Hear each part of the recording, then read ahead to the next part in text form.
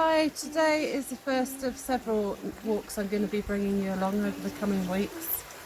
I began walking properly again in October to try and get my head in a better place during these lockdown period. Within 5 kilometres of our house is a fabulous quilture forest.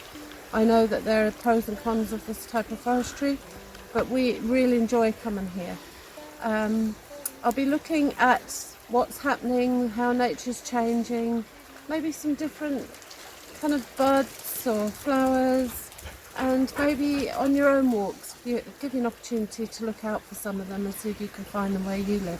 So today we're in a quilcher forest which is not far from our house, and it's one of our regular walks. We're down here 2 or 3 times a week at least with the dogs, which you might hear in the background.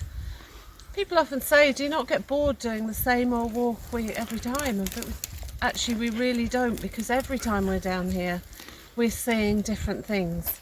And today one of the things that's caught our attention is the willow. So over here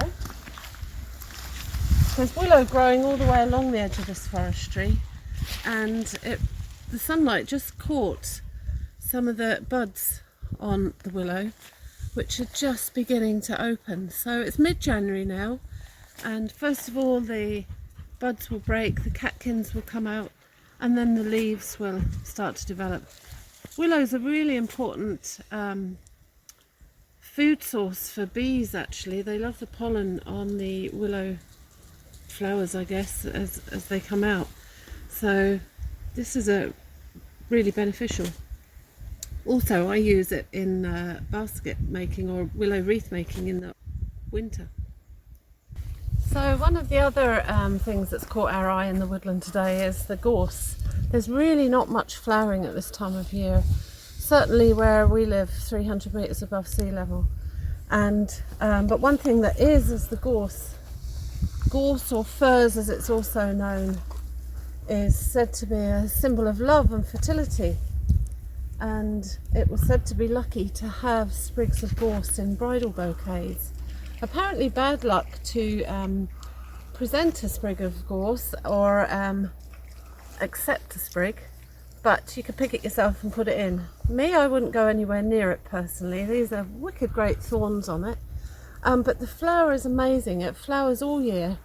One of the sayings about the fertility kind of in Celtic mythology is, or folklore, is that when the gorse stops flowering then you stop kissing, and I guess because it flowers all year that never happens. It's also edible. The flower itself is edible. In the summer months, if you're walking along the lanes, you sometimes get a whiff of coconut, and if you can brave enough to get close to the flowers, they have this definite coconut kind of perfume about them.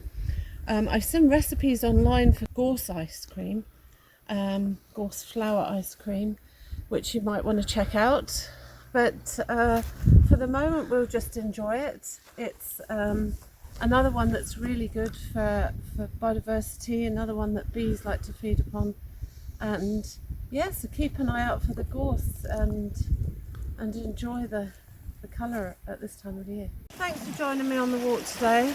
I'll be back in a couple of weeks at the end of January, and we'll have a look at the different changes that have taken place, maybe on this walk or maybe on another one.